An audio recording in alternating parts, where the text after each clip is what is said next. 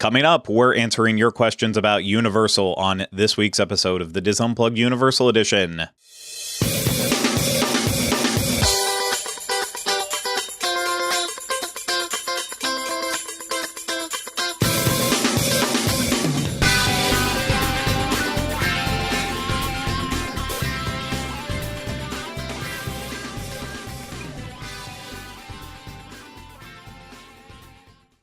Hello, everyone. Welcome to this week's episode of the DIS Unplugged Universal Edition. I'm your host, Craig, and today I'm joined alongside by my co-host, Ryno. Hello. Hello, Ryno. How are you doing?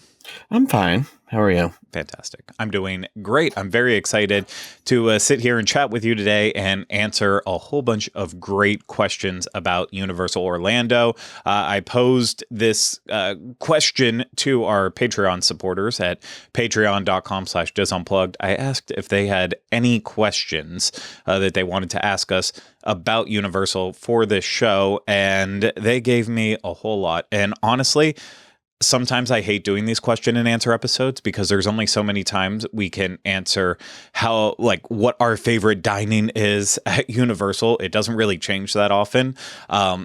So it's hard to just keep answering the same questions over and over. I know not everyone watches everything, and so that's why it's important to continually repeat some of those questions. But this is a pretty fresh crop of questions with a lot of things that I feel like we haven't answered before, or it's been a long time since we've answered. So it should feel a little bit fresh. And of course, we always pose questions like this to our Patreon supporters all the time, so that would be open to all Patreon tiers, so even the lowest ones too. But also, I don't want to discourage anyone who's watching or listening and not a Patreon supporter for ever asking questions.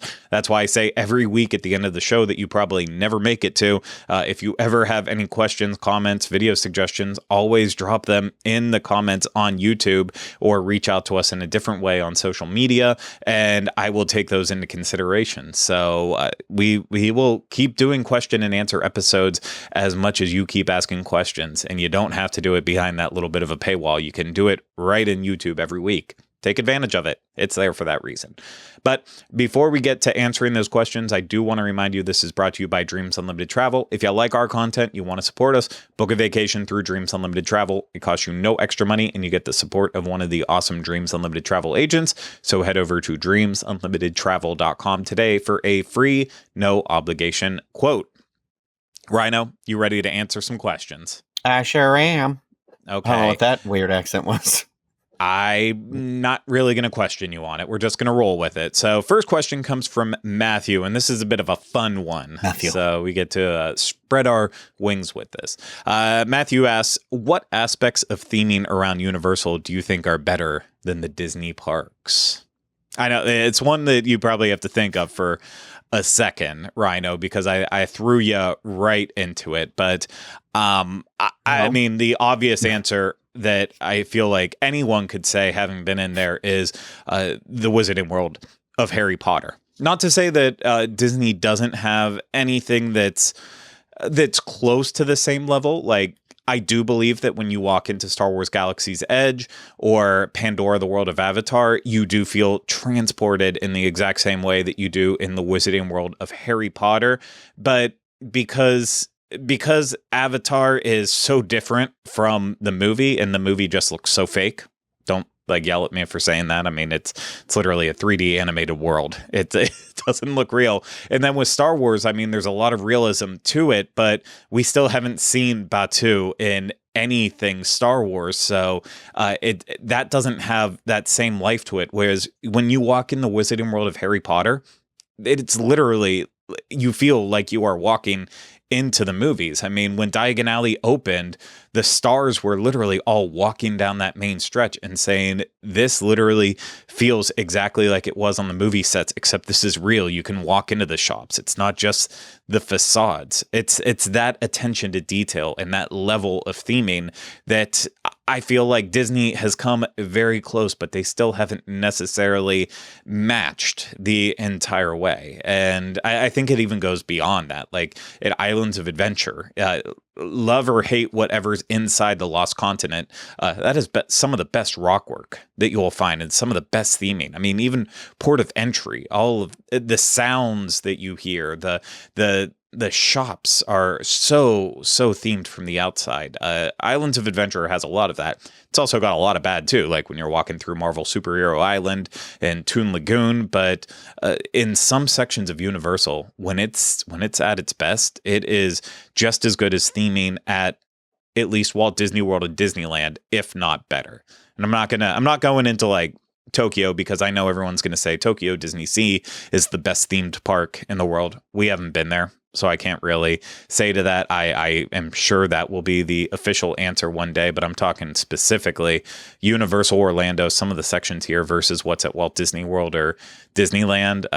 Universal gives them a run for the money, especially with Potter.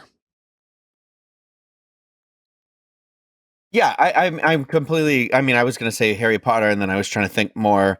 I was like, where are the other like super well themed lands? I mean, we don't have like Super Mario World here yet, but if ours even remotely looks anything like what the Universal Hollywood one has looked like, I think we're going to be in for a treat. But I'd throw like Seuss Landing in there too. I feel like that is a pretty well themed area, like from everywhere you look to everything you eat and ingest and like go around and do. I feel like there's a pretty, like it's pretty in that park, I feel like, well, in both parks, honestly. I'm just like in my head trying to do like a little walk around the park, but I don't know. I just feel like it's one where I do feel like I've stepped in and fully immersed into a Seuss area.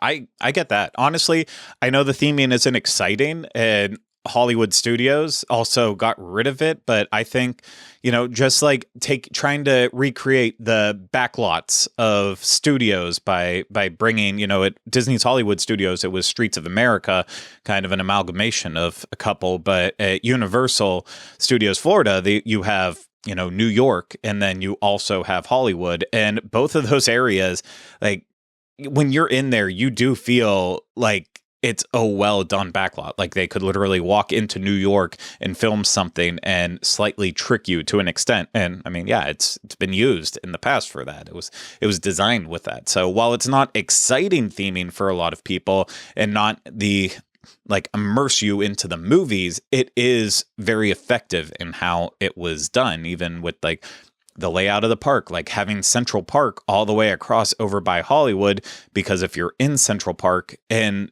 like you want New York as the backdrop, well, it can't be just right up against each other. You need a little bit of a depth, and that's why it's kind of set up in that way. And I'll even give one more shout out to Springfield, USA. I know it is starting to look a little bit dated in areas, but as a Simpsons fan, when I am standing at Duff Gardens and looking at the facades for all the fast food places and seeing the donut sign and the Bumblebee truck, I still get that feeling as a Simpsons fan, like I'm in this world. So I think there's a lot of good instances to look at.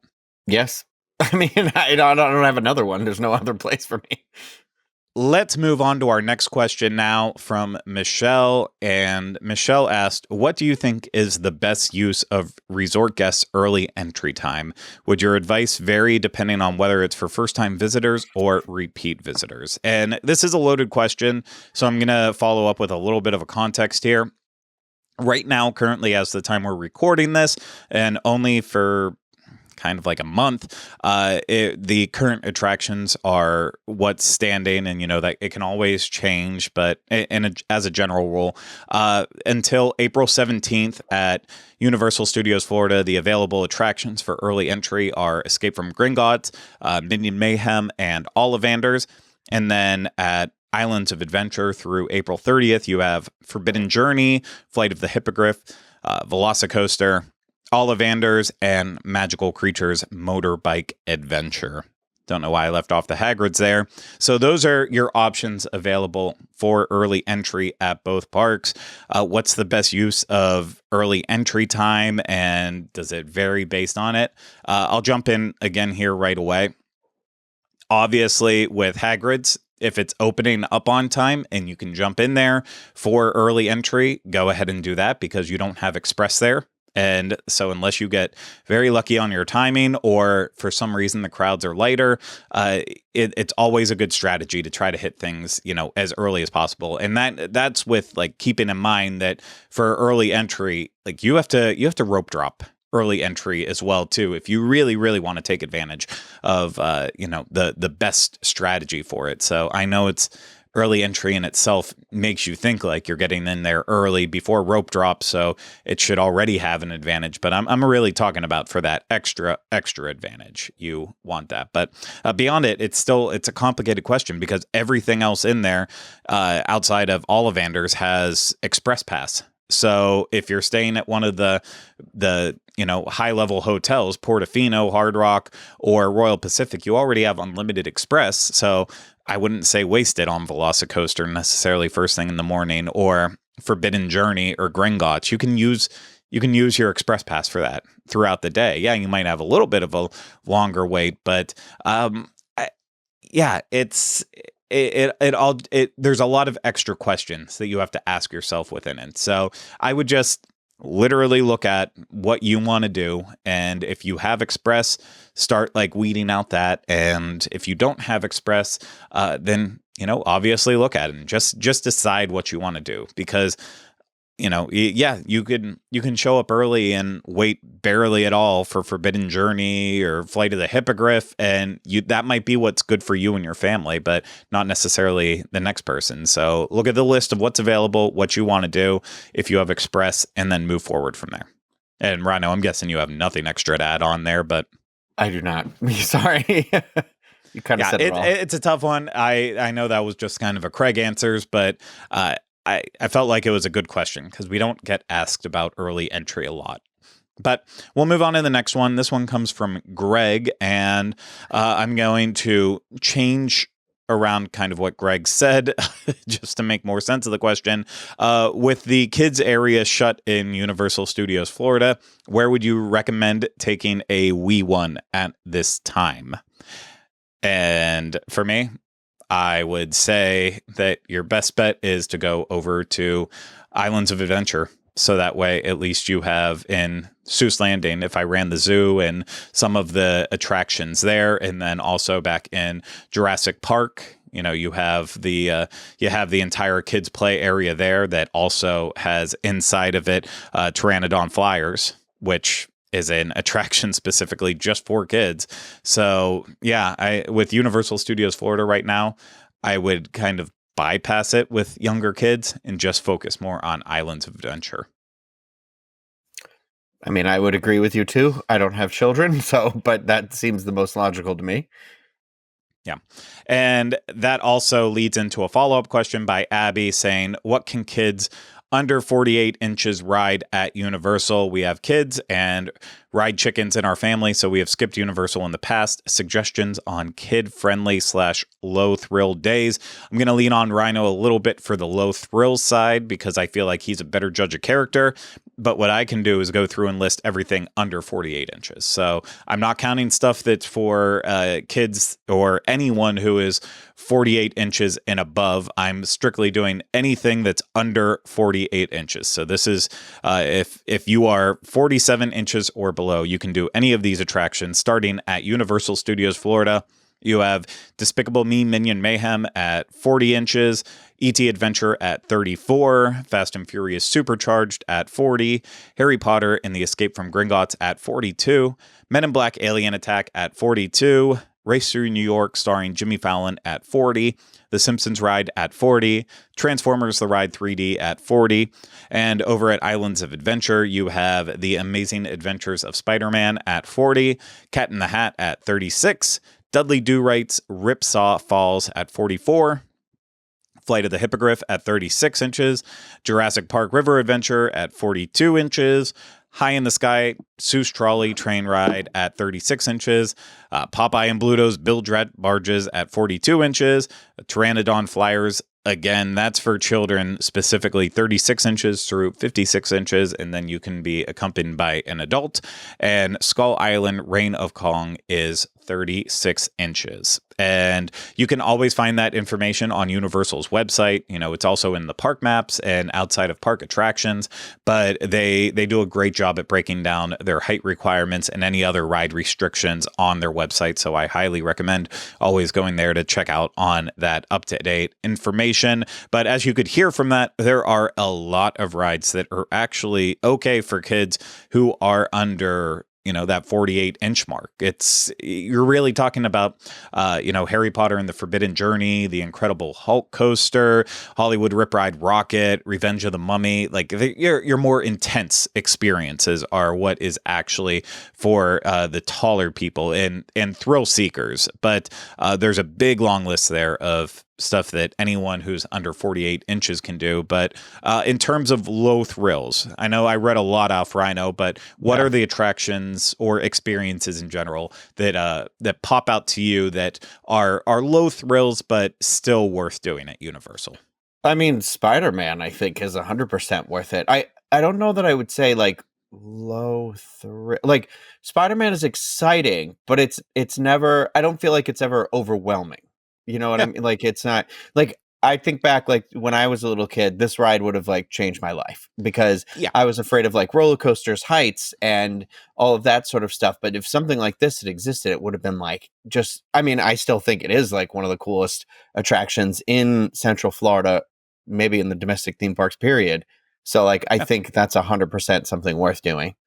I agree with that too, and on the same level as Transformers, but to really even then like take that further, something like Skull Island Reign of Kong that has an even lower height requirement at 36 inches, that ride can be terrifying if you are even slightly afraid of anything. On top of the fact of having like a bug phobia, it could be your absolute worst nightmare because it's not just King Kong swinging around having a good time. So the way you posed like Spider-Man in there, it has a little thrill element to it, but it definitely still is more exciting and friendly. But there are things on the list that are for that shorter people can do that are kind of terrifying.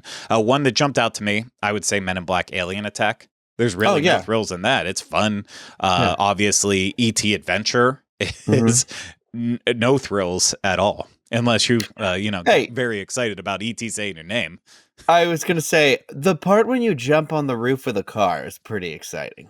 Yeah. Whoa! Whoa! Like, oh, did we do something? Yeah, as it takes you 9 years to slowly go down over the car. Yeah.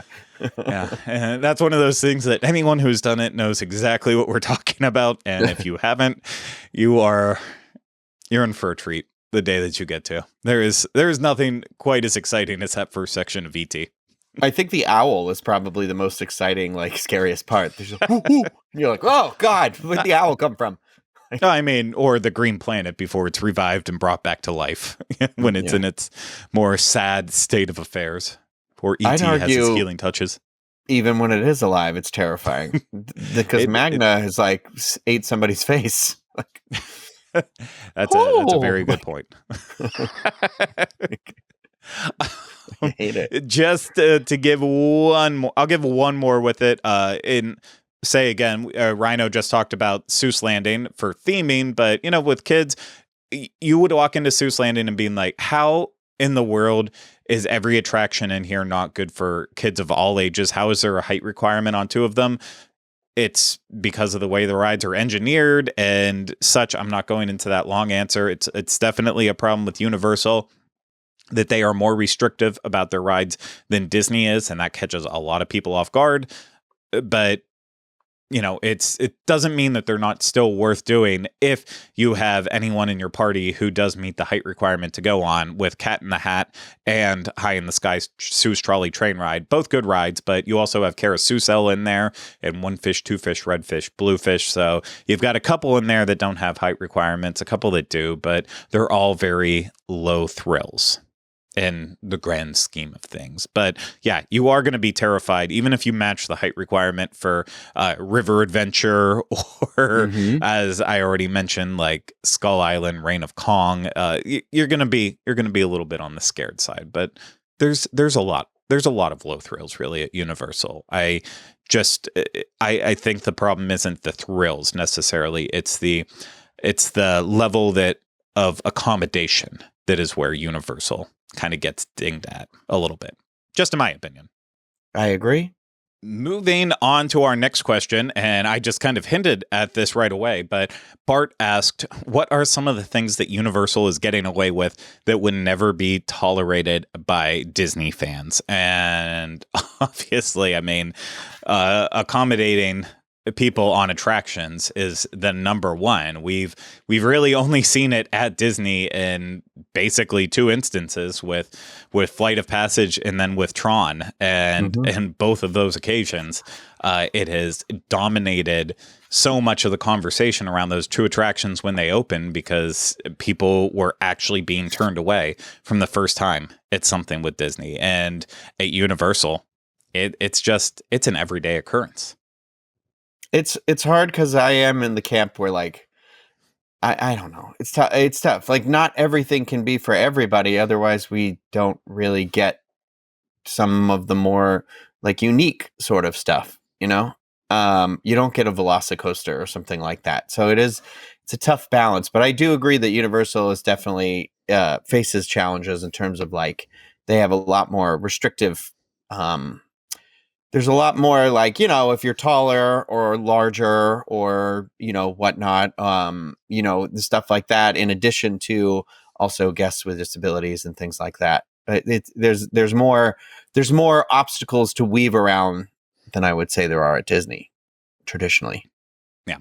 I think it even goes beyond that too. I think there's sometimes Disney fans, us included, can be snobs about how attractions are developed. And, you know, there was a lot of people insulting Velocicoaster for being a primarily outdoor roller coaster that doesn't try to hide the fact that it is a roller coaster in that way. But it's also one of the best roller coasters in Orlando. So I'll accept the fact that you can see all of the supports and such, and that they're not hidden in a way like Big Thunder Mountain Railroad that's also all primarily outside, but you know, it looks like you're riding through a mountain, not on that. And so much of Disney is built indoors, but you know, even Tron, you see the supports outside. So I don't know why it's such a big deal. If Disney can create a roller coaster that's all outdoors that is themed well or exciting enough, like a Velocicoaster, I think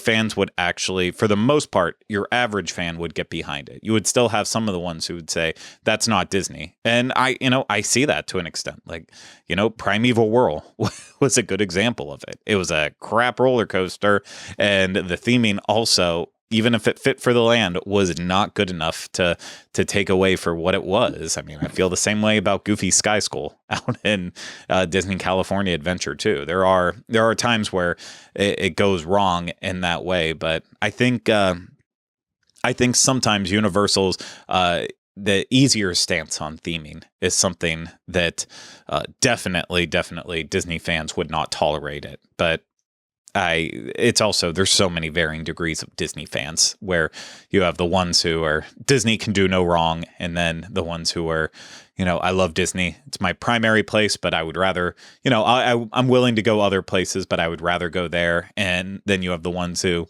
now I feel like we love Disney, we love Universal, we just love theme parks in general, and then it just keeps going down from there. With Universal, I don't see the same fan craze as much. So feel like a lot of things kind of get you know, pushed under, and I want to say pushed under the rug, but Universal fans aren't going to necessarily be up in arms as much as Disney fans would be with that. But do you have any other things that Universal gets away with that Disney fans wouldn't tolerate? I mean, I feel like I mean, I feel like, are we saying it in a negative way? 'Cause it could be a positive way too. I think it could go both ways. Yeah. I think about like in the horror makeup show, like how they're kind of like, yeah, we're gonna be a little more edgy. They're edgier. I think they can get away with being a little edgier with their crowd of people and less like family, ding dong, fairy tale, blah blah blah. Like they're much more like, this is the real world. Like, and we are talking about movies and how we make movies, and that includes movies of all genres, types, and sizes. And I think that I appreciate that. So it feels a little more like you're still in a theme park environment, but it feels a little more like my speed, I guess. Yeah. Like I'm not knocking Disney for that fairy tale fun, attitude, and it's a nice escapism and stuff like that. Universal's escapism is like can be a different type of escapism, and I feel like they make it kind of clear that it's like it's not just for people. Like I feel like the argument a lot of you talked about Disney fan craze is the thing where it's like mom, dad, 2 kids, whatever, and you're like, not all families look the same. Not everybody has children. Not everybody has this stuff. And I feel like Universal can get away with a lot of stuff where it's not aimed at kids. I mean, look at Halloween Horror Nights. Mhm. So that's not for people. Like I'd argue that's not really aimed at anyone under the age of 18 or 16 at the very least. And I feel like they can get away with that, and I love that. But Disney could never do anything that's even remotely scary for Halloween, I feel like. Yeah, I feel like that one should have been smacking us over the head right from the start of this. But there are Disney fans out there who do want to see something scarier used with villains in that way. But Yeah. I do agree, though. There is that group of fans that would want that. But I think the greater response would be, I can't believe Disney's doing this. I can't believe it. What happened to families in that way? So Yep. that's a great example, Ryno. Great job. Thanks. Next question from Adam says, at Universal's Epic Universe, is there a minimum number of rides you would like to see in the park? Magic Kingdom and Disneyland have so many rides in each park compared to the others near them. Would you be disappointed if they only put like 8 or 9 rides in the park? Just to give clarity, I do believe there's somewhere around 11 or 12 rides going into the park, and obviously there will be more than just those rides in terms of entertainment, but that is the reality of what Epic Universe will probably look like. So, Ryno, do you feel like there's a minimum number of rides you'd like to see, or with that number in mind, are you okay with that number, or do you think it's not enough? It's tough. Like, I mean, I think I read this like recently where I think Disneyland Park is the park with the most attractions in the domestic, like in the theme parks and domestically. I don't know if that just was for Disney or if that was for like all theme parks or what the deal is with that. But it's funny because like when I go out there, it is like, wow, there's so much to do, and I can go from place to place to place.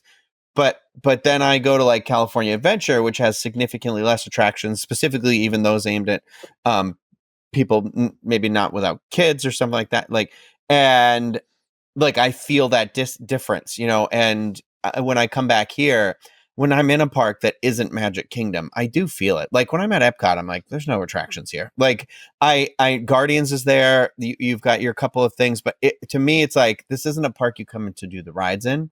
So, yeah, I think I would be disappointed a little bit if there was like, I don't have a number though. Because I think for me, it's not necessarily about a physical, like when we say attraction, referencing specifically a ride, because if there's enough to do that isn't a ride, I'm a pretty happy camper, I think.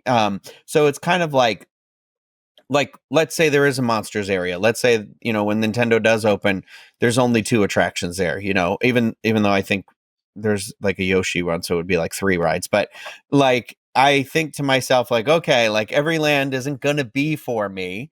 So like, you're kind of hoping that there's more to it. But I think like Diagon Alley only has 1 ride, right? 1 ride. Yep.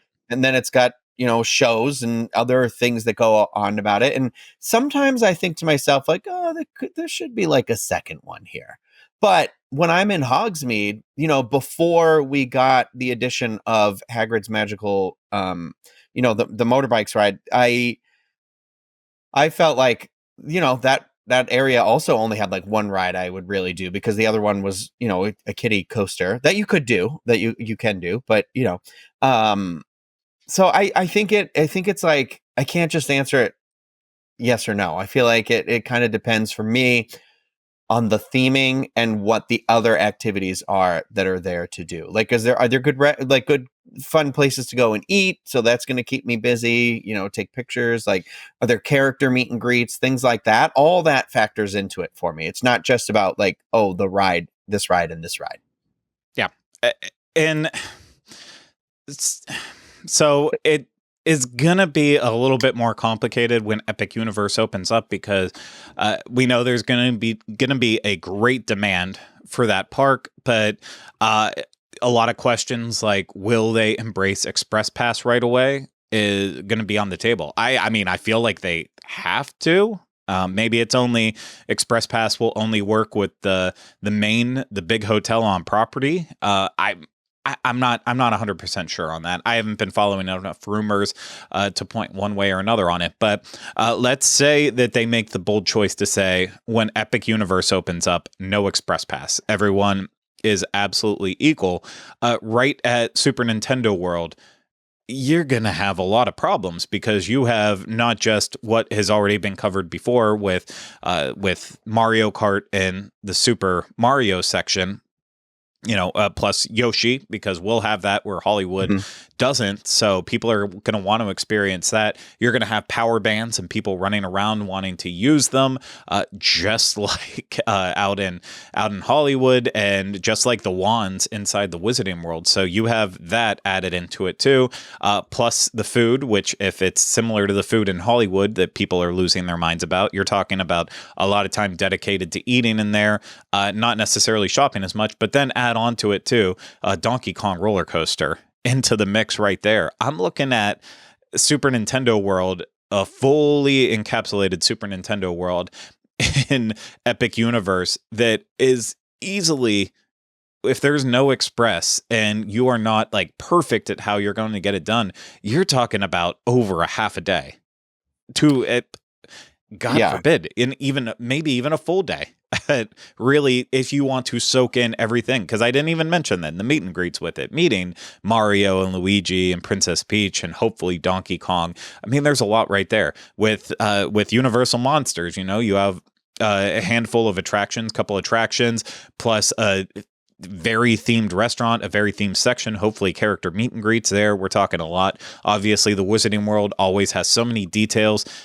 You could get lost in any Wizarding World of Harry Potter for a half a day easily. How to Train Your Dragon, I think, is going to be a big draw. Plus the roller coaster that is in the hub area, isn't part of any of the lands, and just the lushness of the entire park, of how it's supposed to actually look and play out. I'm thinking that, it's going to, even though the ride count might not be high, because of the demand for the park and how unique the different experiences are that they're creating for it, I think that the quality, hopefully, as long as it all lives up to it, the quality of the experience will always trump the quantity that park will have. I think that's ultimately the main thing, is that if quality is there, quantity is sort of almost irrelevant for me. I think that's the best way to feel about it, Ryno. Okay, I'm going to pop through a couple of these other questions here real quick. This one comes from Netsy saying, how bad is the food compared to Disney? And I feel like we talk about this every now and then. I don't necessarily know that the food is bad compared to Disney. At Disney, you're going to find restaurants that aren't really that great. At Universal, you're not going to find restaurants. You're going to find restaurants that aren't that great. Kind of look at the menu, get an idea for it. If it looks like a standard fast food restaurant with burgers and fries and doesn't appear that exciting, it's probably not going to be very exciting. And use that as a good rule of thumb. But I mean, I feel like it's been a long time since we've been disappointed by any table service restaurants there too. So maybe it's not going to have the same allure to you as people at Disney going to eat at some of the table service restaurants. But I wouldn't necessarily call it bad. I say sometimes Universal is better than Disney, but sometimes they're not. I mean, Universal still, to me, is lacking some fine dining experiences. compared to Disney, but that's not for everyone, especially people who want to keep going on their vacation, or they prefer the vibe of a casual atmosphere because they don't want to dress up and go through all that while they're, also balancing in theme parks. So, for me, I wouldn't say bad compared to Disney. No, I'd say it's like just the kind of the similar, same sort of thing. Like some places you're like, oh no, that's not good, but it's where you're going to go. And then other places you're like, oh, this is surprisingly good. I was going to say, like, for me, the rule of thumb is kind of like, if it's part of the park after 2007, then that was the place that I'd probably eat more at than others. But then I was thinking that, like, well, they redid one of the Jurassic Park quick service areas that we liked, or at least I did like. I've been to like a couple of times. That was good. And then, the Green Eggs and Ham is like also open, and again with like new menu, and you're like, okay. And so, I think you're right. I think it's just about kind of looking at the menu. And my thing with the theme park is always like, the more themed it is, the more likely I'm like, okay, I'll try that. Like, if you're going for just like the regular hamburger, I don't think those are good at either parks. I don't think they're good at Disney or Universal, to be honest, 100% honest with you.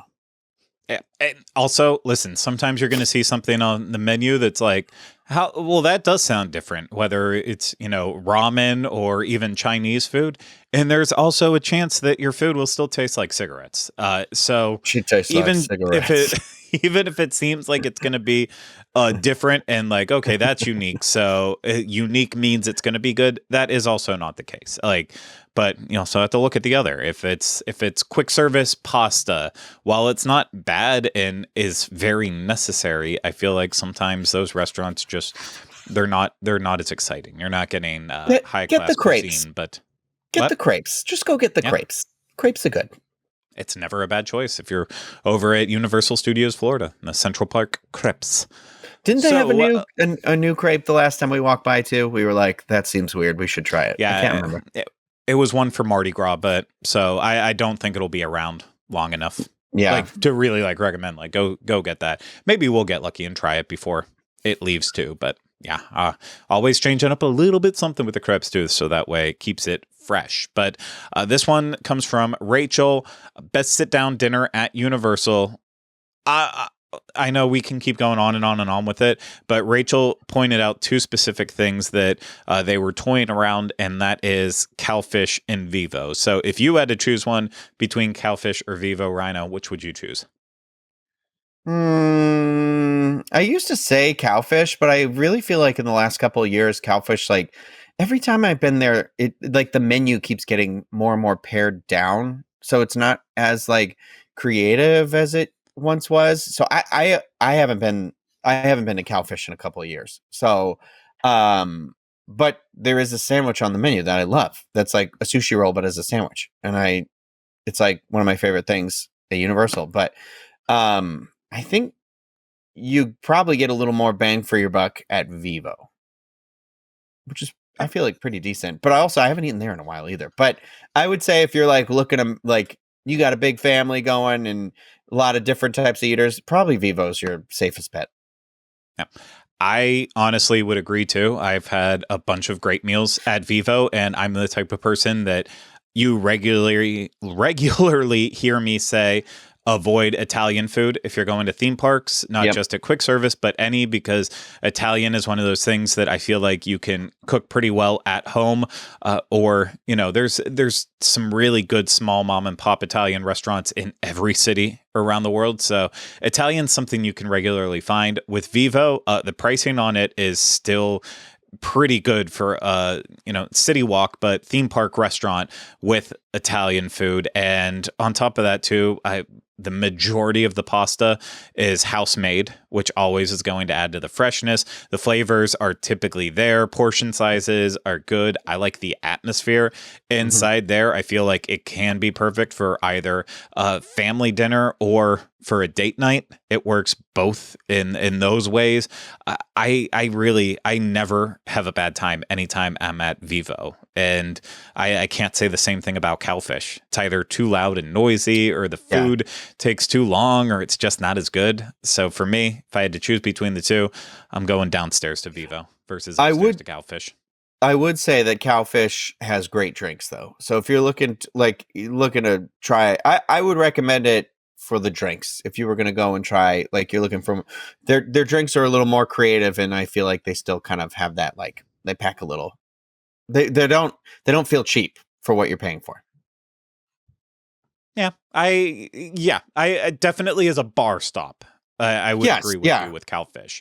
More, it may be like bar stop and an appetizer. Something along those lines, but it's been when I sit down for the full meals. Yeah, even if it's a slow day, it feels like it's just agonizing with it, and it's one of those things. It's a constant. It has never changed. That it's just been an issue since that restaurant has opened up. But that's our opinion on there. And going on the same theme, not three. Zachary asked, looking at going next February, Hard Rock or Portofino Bay. I almost got it, Pedofino Bay. I don't even know what that means. I tell you what it sounds like it means. It sounded close to something else, but it was. I need to slow down here. We always have time. Hard Rock or Portofino Bay, which do you consider a better hotel? And I'll just say, first off, Hard Rock is obviously closer to Universal City Walk, as well as Universal Studios Florida, as well as Islands of Adventure. Portofino Bay is further away.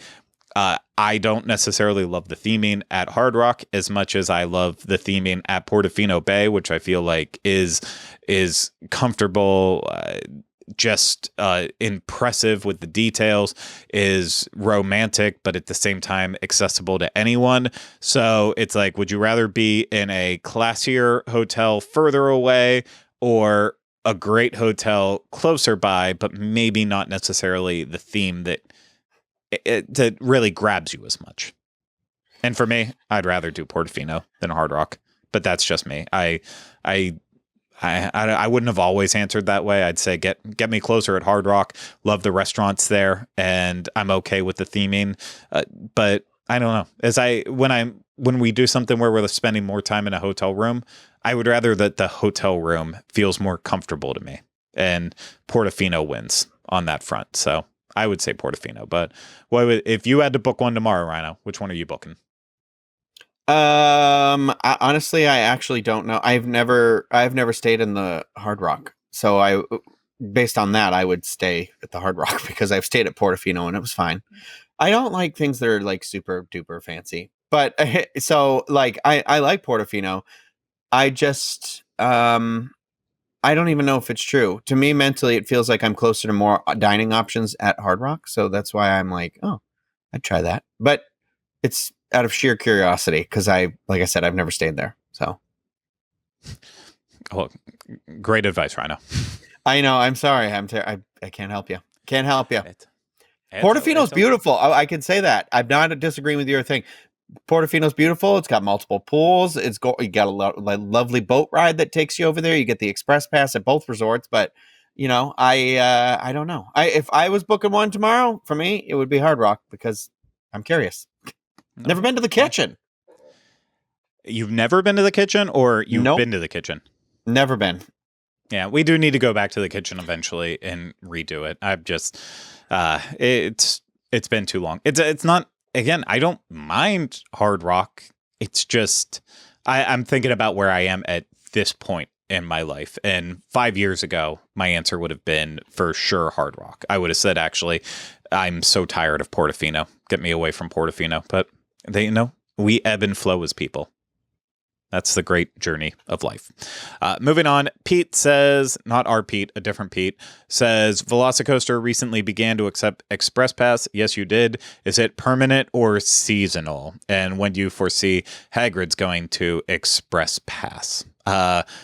It's permanent. I mean, they're not going to pull it away now. So it's part of it. And for Hagrid's, I honestly don't have an answer. I mean, for years, I would have said that any of the Harry Potter attractions were never going to ever move into an Express Pass territory. And then obviously they did. And that was after years of people being able to experience those rides. And finally, the demand allowed them to do that. And with Hagrid's, the line's always just so freaking long, and downtimes are still such a big thing with that ride that that impacts the wait too. So it could be years before Hagrid's is in Express Pass territory, but I'm happy that Velocicoaster moved to it, and I haven't had a time to take advantage of an after 4 ride on Velocicoaster with our annual pass, but I plan on doing it soon because there's nothing quite like Velocicoaster at night, especially.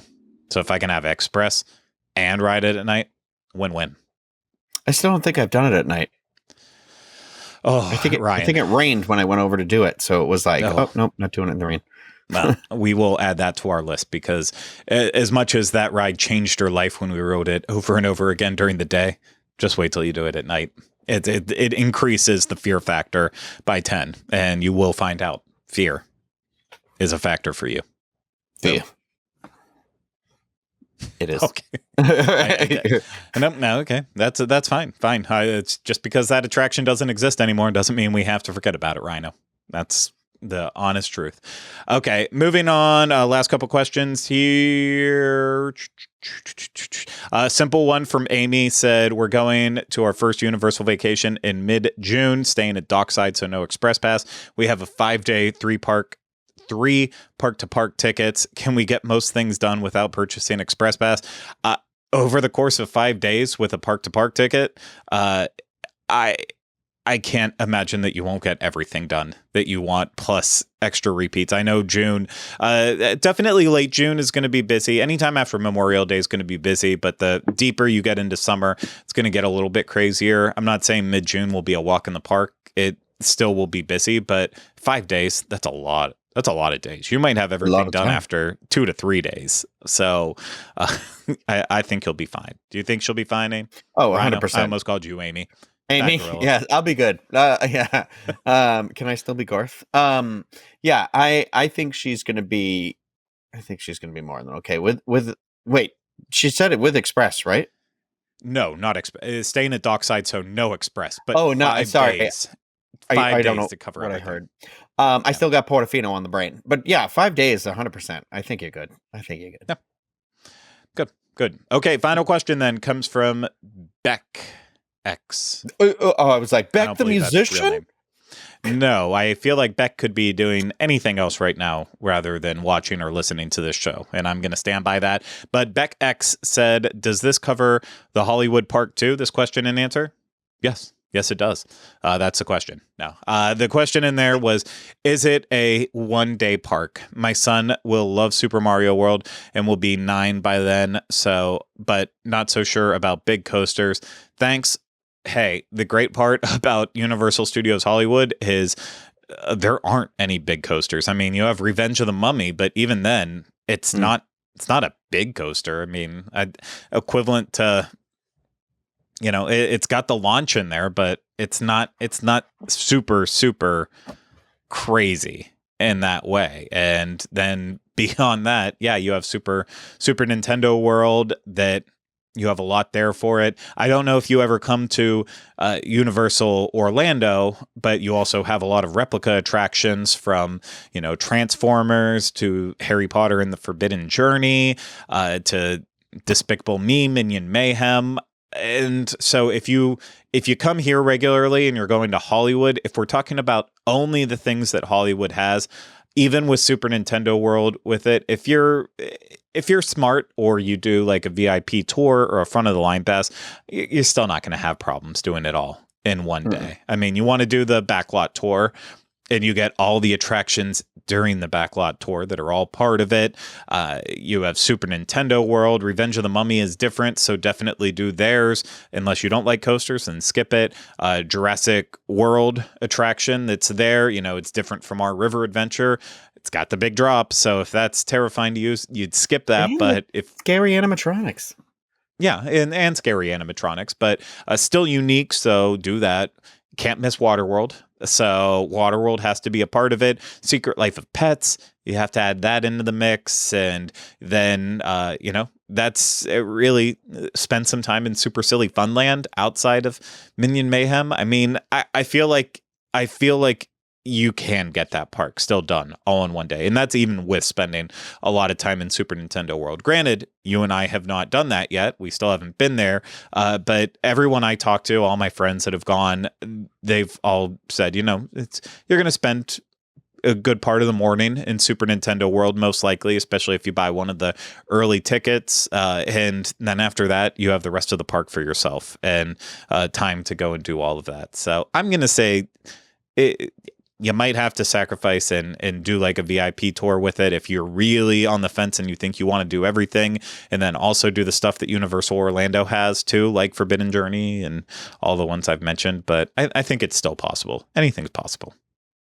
Well, the VIP tour out there is incredibly affordable too. I mean, comparatively, and like for how much the ticket is versus like Express, and then that including Express, but also like the VIP tour, I believe you get like lunch and everything like that. So it's like factoring in everything, it's kind of one of those things where it's really not that much more than what you'd probably end up having to like go through the process of paying. Ryno, I have to interrupt you because my mind's on the VIP tour, as you mentioned that. Not a lot extra necessarily in the grand scheme of things with what you get from it. And so the VIP experience starts from $369 right now, and that might seem like a lot of money considering a normal ticket starts at $109. But with the VIP experience right now, you get your one-day park admission and unlimited express pass to each ride, attraction, and seated show. You get the guided tour, including the backlot. So they do show you extra things on the backlot besides just the stuff you would normally get from the tour. So you have that, light snacks and refreshments, the VIP meal, as you mentioned, and also complimentary valet parking as well too, which that definitely adds on there. So when you do consider your admission is included in their valet, which, I mean, only really maybe one person from your group, you would take advantage of that. But throw in the lunch, the little extra insight during the tour around, and then having all of that unlimited express for the rest of the day to just do things over and over again. The VIP tour is actually that's a deal. And for if you just want Express, that will start you at $199. And keep in mind, Express right now is not working for Mario Kart inside Super Nintendo World. So you will have Express one-time Express access to each ride, attraction, and seated show, but you will not have access into Mario Kart. You will have to just wait in line like everyone else for there. But a perk of that is if you have Express or VIP tour, and Universal is currently only opening Super Nintendo World to, reservations through the virtual line in the app. If you have Express or VIP tours, you just get to walk in freely and you don't have to make a reservation. You only get to do it one time per day with there, but you get to do that. But I don't know how long reservations during busier times are going to be needed for Super Nintendo World. It could be a thing through spring break in the summer. Might not be a big deal in the future. Kind of like, the Wizarding World. When it first opened up here, we would do queue ticketing and people would have to wait in line to come back. And, it happened for a while during busier times. For Diagon Alley, it like barely happened. I think it happened on the first day that it opened up, and then they never had to worry about it again. But I wasn't necessarily running to Diagon Alley every morning to see if they had ticketing to get into Diagon Alley every time, because you were there too on day one, right? Mm-hmm. Yeah. So we were both there on day one and waited and waited and waited and waited for that grand opening, and after that you're just like, okay, I'm good for a while. But it was remarkable. It's a great time. Yeah. I love it. But when you wait for something for like 5 hours, you're like, oh, okay, never again. I don't remember if I talked about it in a show or I even told you, but it's funny. Someone sent me a message that they were looking through their Diagon Alley opening day photos all these years later, and they spotted me right in the middle. Like, it's not hard to find me because I was like tall guy wearing a bright red shirt standing above everyone else in a crowd. But I'm like, that's so wild. I've never seen any pictures with me in there from that day, but I have that one where I just standing in the middle of Diagon Alley looking angry, like always. The official Twitter posted a picture of me with my friends who I went with. So I was like, you still have that? Yeah. It's still online. Like you can still find it. We're all sat at a table inside of the Leaky Cauldron. Okay. Yeah, you need to send it to me so I can include it in here. Oh God, I don't know what year did it open? 2014, believe it or not. Okay. All right. We are rapidly approaching the 10th anniversary of Diagon Alley, which makes me sick to my stomach. Yeah, that's nauseating. Yeah. Can't handle that. Don't worry though, Ryno. You can do that after we're done with this because 2014 when? Question. When? June. It was in June though, yeah? Definitely in June. June Bloom. Diagon Alley. This is how the sausage is made here. Grand opening. Because I feel like the media event was in. Oh my God, I was wrong. July. The media event was in June. The grand opening was July 8th. July 2014. Okay. Wow. Right after the 4th of July. Gosh, Artie had only British holiday, from what I hear. Artie hadn't even lived with me for a month yet. It's crazy. Wow. That's wild stuff. How your life has changed, buddy. Oh yeah, here's all the pictures of me when I went for my first preview. Very cool. Very cool. But yeah, we're out of questions. So there's more, and maybe we'll do another one of these sooner with the rest of our Patreon questions. Again, your chance, if you're watching or listening to this and you have questions too, and you don't want to sign up for our Patreon, go to YouTube and leave them in the comments. And that way we can answer them the next time around that we do this. But thank you to everyone who took the time to submit a question. And I hope you enjoyed our answers. But that's going to do it for this week's episode of the DIS Unplugged Universal Edition. Ryno, thanks for answering these questions with me. Oh, thank you. Yeah. And thank you, everyone, for taking the time to listen or watch this. If you're watching on YouTube, again, hit the thumbs up, subscribe to the channel, and leave those comments, questions, and video suggestions in the comments section. And if you are listening to this, please subscribe wherever you listen to podcasts and leave us a rating and review when possible. If you want to support us more, book a vacation through Dreams Unlimited Travel. Get a free no obligation quote today at dreamsunlimitedtravel.com. But that is going to do it for this week's episode of the DIS Unplugged Universal Edition. We'll see you again real soon with another episode. But until then, remember, we still haven't changed the name.